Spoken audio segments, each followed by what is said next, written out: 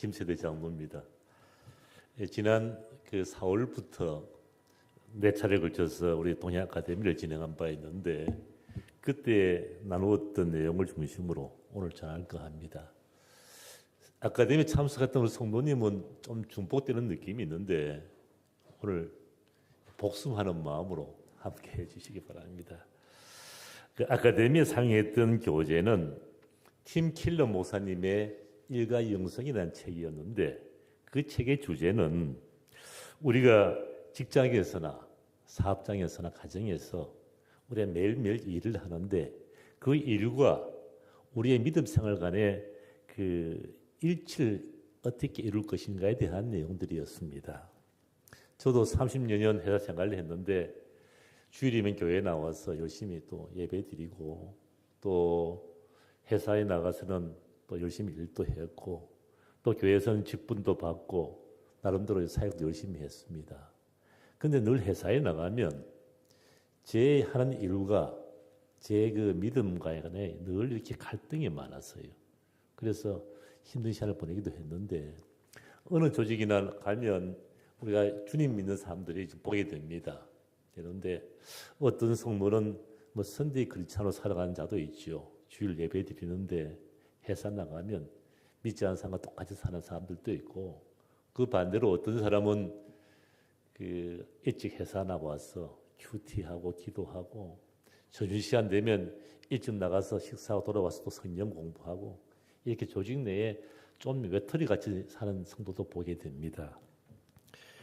그 일과 영성의 이 불이치 문제를 해결한 답을 찾는 것도 저한테도 참 어려운 일이었는데 제가 어느 날 우연히 이 팀 켈러 목사님의 일과 영성 이 책을 접하면서 나름대로 그 답을 찾아가게 수 있었습니다. 오늘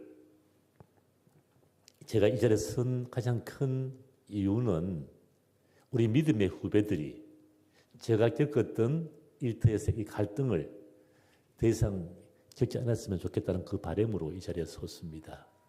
제가 몇 가지 주제별로 구분해서 나눌까 합니다. 첫째는 우리가 매일 하는 일은 하나님이 설계하신 멋진 작품이라는 것입니다. 또 2월이 되니까 온 천지 만물이 푸르고 또 생기가 돕니다. 또 가을이 되면 단풍이 또 지겠지요. 우리 인체를 보더라도 아주 신비스럽게 이렇게 작동하는 모습을 보고 또 놀라움을 우리 금치 못합니다.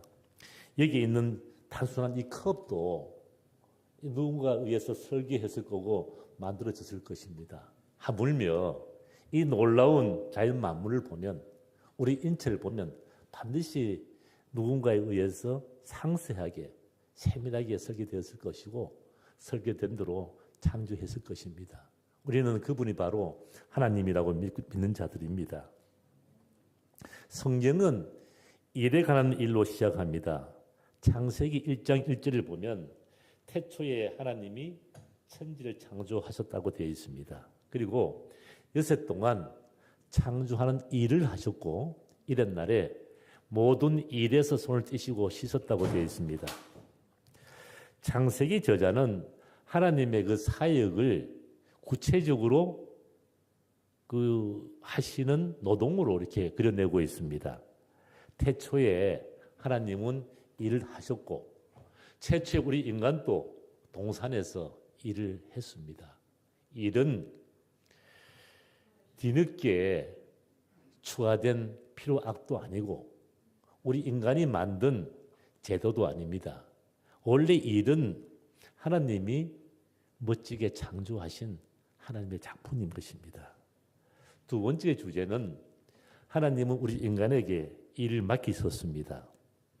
창세기 2장을 보면 하나님은 만물을 창조했을 뿐만 아니라 창조한 피조물을 잘 보살피고 계신 것을 보게 됩니다. 우리 인간을 만드시고 또 동산을 만드시고 물을 내시고 안내를 주셨습니다. 그리고 지금까지 하나님이 창조한 이 피조 세계를 보살피고 계시고 어렵고 힘든 자를 지키시고 계십니다. 또한 하나님은 일을 하셨을 뿐만 아니라 우리 인간에게 일을 맡기셨습니다. 창세기 2장 18절을 보면 주님께서 우리 인간에게 땅에 충만하라, 땅을 정복하라고 말씀하십니다. 이 정복하라는 말씀의 의미는 뭐냐 하면 하나님이 천지를 창조하실 때 100% 다 하지 않으셨어요. 뒤에 조금 남겨놨습니다. 그 남겨놓은 그 뒷자락을 우리 인간이 일을 통해서 채워나가라고 이렇게 말씀하고 계시는 것입니다. 그 다음에 창세기 2장 19절을 보면 하나님께서 흙으로 들 짐승과 공중에 나는 새들을 만드신 다음에 아담을 부릅니다. 아담아, 아담아, 너가 내가 만든 이 짐승들의 이름을 한번 붙여보라고 그럽니다. 그래서 아담이 하나하나 이름을 붙였는데 그것이 그들의 이름으로 확정이 된 겁니다. 그래서 하나님은 이처럼 우리 인간들이 하나님의 창조하는 이 과정에 동참하기를 원하십니다. 그 다음 주제는 이렇게 하나님이 멋지게 창조하신 이 일들이 타락을 했다는 겁니다. 하나님께서 완벽하게 일을 서게 하셨는데 우리가 느끼는 이 현실은 다르죠. 온 세상이 찢어지고 망가진 것도 분명한 사실입니다. 성경이 제시하는 이 해석의 핵심은 인간의 죄로 인해서 모든 피조물이 다 타락했다는 겁니다. 1도 예외가 아니어서 1도 타락했다는 거예요.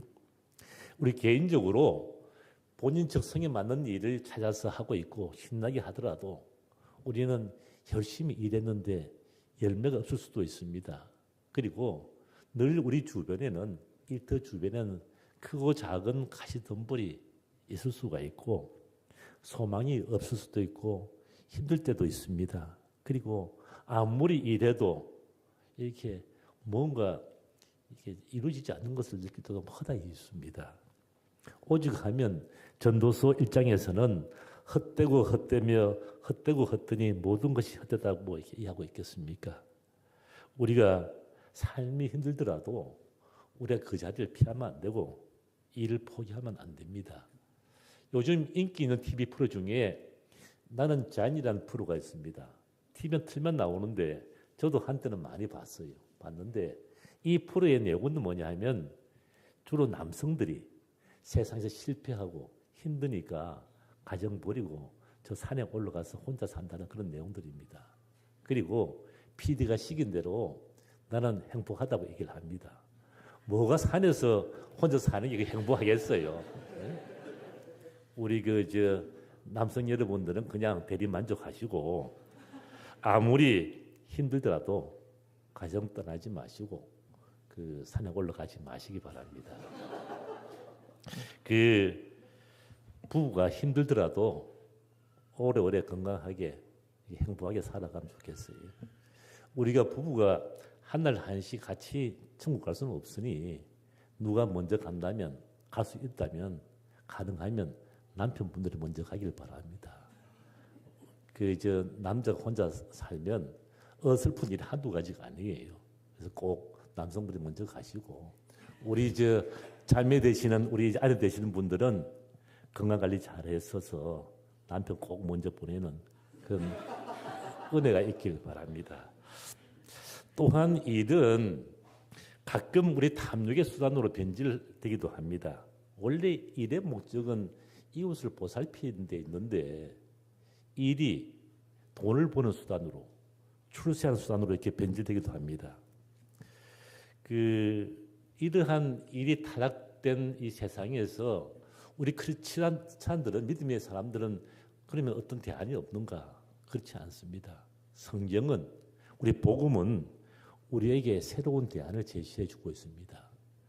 우리 복음은 하나님의 사랑 안에서 주님의 파트너로 세상을 돌보는 새로운 일에 대한 노동관을 제시하는 겁니다. 그리고 이 복음은 우리가 살아가기에 필요한 지혜들 그리고 매 순간 많은 판단을 하게 되는데 그 판단을 할 수 있는 기준들 그리고 우리에게 날마다 필요한 새로운 윤리 기준을 줍니다. 그리고 복음은 이 일을 하는 동기를 180도 이렇게 바꿔줌으로써 상황이 좋든 싫든 우리가 예수님과 동행할 수 있는 힘을 주십니다.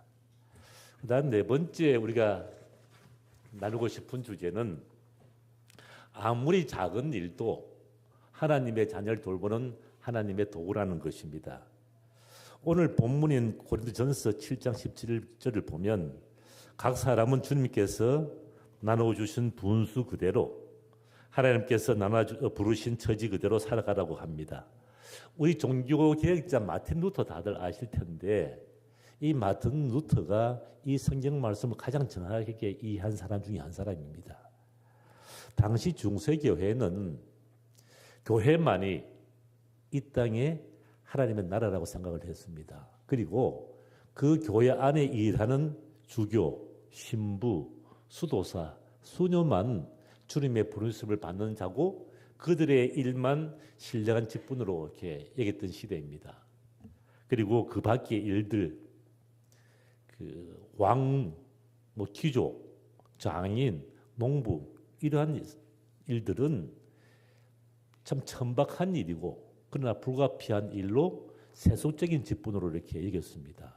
그런데 마틴 루터는 이런 신성한 직분과 세속적인 직분을 나누는 것은 이거는 모두 지어낸 허구이고 전부 다 철저한 기만이고 위선이라고 얘기를 했습니다. 그 루터는 하나님께서는 우리 모든 인간을 너나 없이 동등한 일로 부르셨다고 강조를 했습니다. 우리가 주기도문 외울 때 일용할 양식을 주옵소서 기도합니다. 이 기도할 때 이 일과 관련된 모든 것들, 그 농부들, 그다음에 그 농수산물을 실어하는 트럭 운전수, 그걸 파는 마트 주인, 가정주부, 식당 주인, 이 모두를 한꺼번에 구하는 기도라고 루터는 얘기를 하고 있습니다. 우리 자녀를 키우는 것도 하나님이 어린 생명을 이 땅에 보낼 때 100% 창조해서 안 보냅니다. 어린 생명을 보내면 나머지 부분은 우리 부모들이 그걸 채워야 됩니다. 부모님들이 자식을 생명 다해 돌보는 것은 누구한테 배운 적도 없고 누구한테 이렇게 교육받은 적 없지만 하나님의 형상대로 우리는 만들어졌기 때문에 하나님의 DNA를 따라서 내 자식을 잘 키웁니다. 그것이 하나님의 창조한 일에 동참하는 것이고 집에서 빨래하고 청소하고 밥하는 것이 하나님의 자녀를 돌보는 하나님의 수단입니다. 농부의 사소한 일조차 다 하나님을 보살피는 하나님의 가면들이고 하나님이 이 땅을 다스리는 도구로 활용되고 있는 것입니다. 우리는 하나님의 주신 분수대로 살아야 됩니다.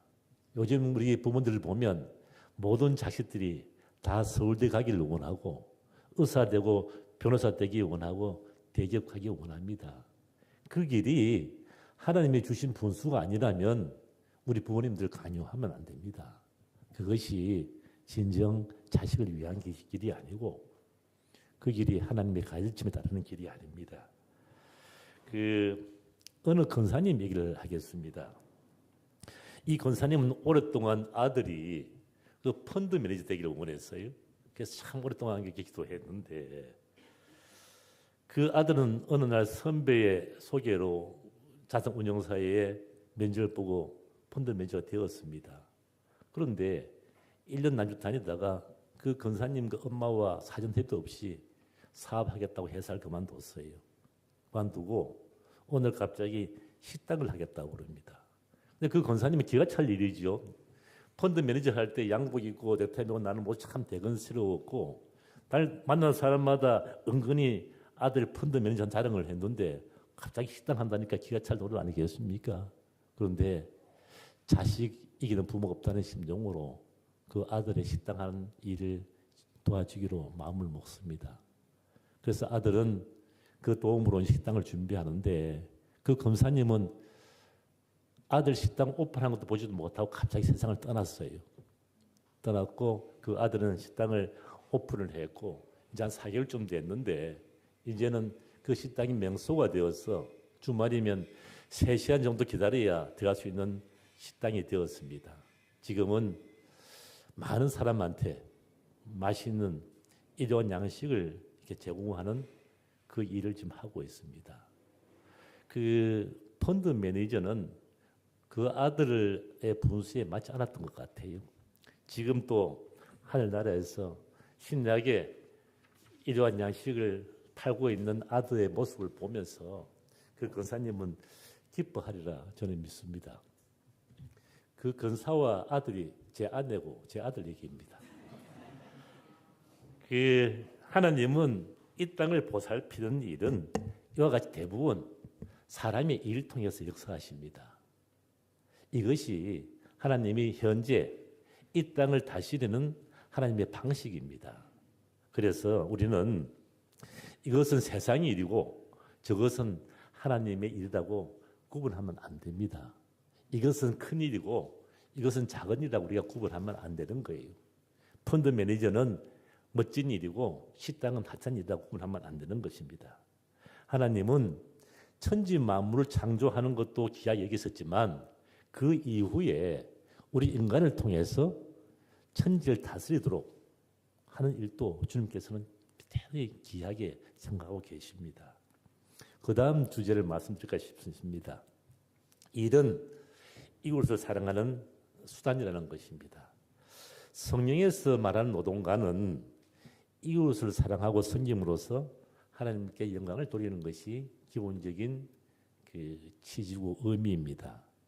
이를 단순히 돈을 버는 수단으로 처자식을 위해 살려는 수단으로 생각하는 이 사고방식은 오랫동안 우리 마음 깊이 인식되어 있는 사고였습니다. 그런데 갑자기 오늘 말씀하신 대로 일은 그게 아니야. 일은 돈 벌기 위한 수단이 아니고 일은 하나님이 창조하셨고 하나님의 형상과 DNA 을 받은 우리가 하나님의 대리인으로서 청지기로서 이 땅을 지키고 다스리고 하나님 창조 사역의 마지막을 채운 일이라고 이렇게 믿는 것은 대단한 변화고 혁신이라는 것입니다. 오늘 이 시간 우리 모두 다가 그런 변화가 있길 간절히 바랍니다. 의사가 환자의 고통을 덜어주기 위해서 일하지 않고 돈을 벌기 위해서 일한다면 그리고 환자가 병이 낫는 것은 그 가정에서 일하는 가정이라 생각한다면 돈은 벌 수 있겠지만 그 돈으로 그 가족과 본인이 행복해지겠습니까? 그리고 그 일로 인해서 만족감을 느낄 수 없을 것 같습니다. 우리가 지금 하고 있는 다 일을 하고 있는데 그 하고 있는 일들 당장 우리가 다 그만둔다면 어떻게 되겠어요? 냉장고에 음식은 다 사라질 것이고 주위기에 기름 다 떨어지고 전기에 물 안 나오고 엉망될 것 같습니다. 우리가 도로변에 잘못 세워 있는 주차 딱지를 띄는 일을 하든 글을 쓰든 우리가 뭐 목수 일을 하든 현재 내가 하고 하는 일을 가장 열심히 하는 것이 우리가 이 땅을 사랑하는 가장 좋은 방법이라 생각합니다. 그리고 그 일을 하기는 하되 더 중요한 것은 우리한테 주어진 일을 제대로 노련하게 하는 것이 가장 중요한 일이라 저는 생각을 합니다. 다음 주제를 말씀드리겠습니다. 주님께서 각자한테 다 다른 탤런트를 주셨어요. 이 탤런트를 우리가 능숙하게 사용해서 일을 해야 합니다. 이 일을 통해서 이웃을 사랑하는 방법 중에 가장 핵심은 그 일을 끝까지 잘하는 것도 중요하지만 능숙하게 잘하는 것이 매우 중요합니다. 그 루터 교회 지도자인 그 윌리엄 딜은 이렇게 핵심을 짚었는데 우리 평신도들이 목사님, 전도사님 말고 우리 평신도들이 스스로 한 일에 대해서 의미를 찾지 못한다면 다시 말하면 우리 평신도들이 일의 의미를 제대로 알지 못한다면 주일 아침에 하는 일, 예배드리는 일이죠. 주일 아침에 하는 일과 주중에 하는 일을 연결시키지 못한 채 평생을 이중생활하는 비극을 면치 못할 것이라고 얘기를 하고 있습니다. 우리가 알아야 할 점은 우리가 일상에서 하는 일, 이 활동이 영적인 일이고 주님께 드리는 기도라는 것입니다. 그리고 이 땅에 살아가는 우리가 나와 하나님을 연결하는 연결핀이 바로 일이라는 것입니다. 우리가 주일에 하는 일과 그 다음에 나머지 평일 하는 일을 어떻게 하면 연결할 것인가. 그리고 우리가 24시간 주님과 동행한다고 그러는데 이 동행하는 본질은 무엇인가. 우리가 24시간 주님과 동행한다면 내 옆에 같이 계시는 주님이 나한테 끊임없이 힘을 주실 것이고 일할 지혜를 주실 것입니다. 그러면 우리 현재 하고 있는 일을 능숙하게 하고 있어야 진정한 동행이지, 현재 내가 맡고 있는 일을 제대로 못하면 그건 주님과 동행하는지 다시 한번 살펴봐야 됩니다. 하나님이 현재 진행 중인 창조의 이 역사에 우리가 동참하는 것이 우리 믿은 자의 그 사명이라면 그 사명을 잘 받쳐주는 가장 기본적인 베이스는 능숙하게 일을 잘하는 것입니다. 마지막 주제입니다. 이제는 우리가 주님이 일에 대해서 새로운 원리를 알게 했으니 이제 우리가 새로운 능력으로 일을 열심히 하자는 것입니다. 예수님의 부름을 받은 많은 제자들이 건물을 던져버리고 주님을 따라갔습니다. 그리고 훗날 다시 돌아와서 그들은 생선 만지는 일을 계속했습니다. 바울도 복음의 전도자로 이렇게 나섰지만 지금까지 해오던 일 버리지 않고 장막을 지는 일을 계속했습니다. 우리가 주님 믿고 새로운 삶을 산다고 해서 현재 내가 하고 있는 일을 버리는 것이 아닙니다. 현재 내가 하고 있는 일에 대한 열정과 그 열의를 낮추는 게 아닙니다. 딱 한 가지 바뀐 게 있다면 우리가 내가 하는 일과 그 다음에 우리 인간과의 관계의 변화뿐입니다. 다시 말씀드리면 이를 바라보는 우리의 시각, 가치관이 바뀌는 것, 딱 그 한 가지밖에 없는 것입니다.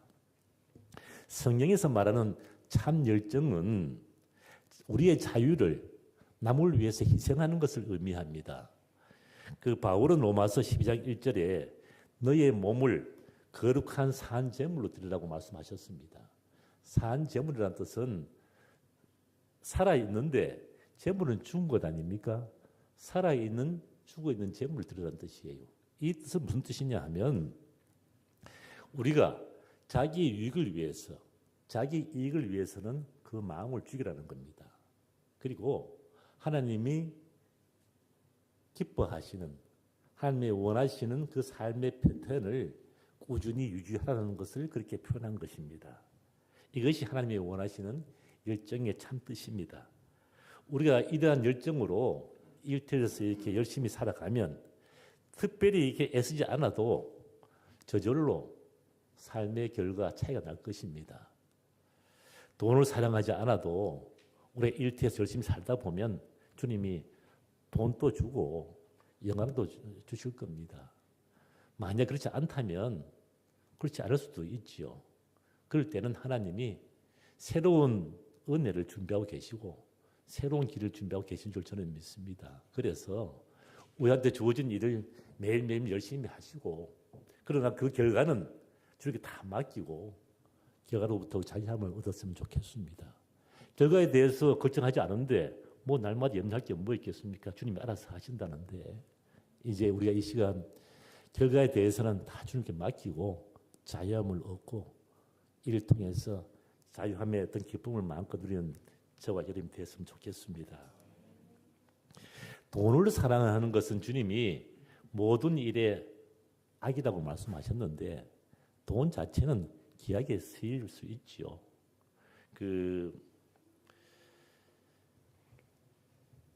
우리가 재물이 많은, 돈 많은 사람을 이렇게 나쁘게 볼 필요는 없습니다.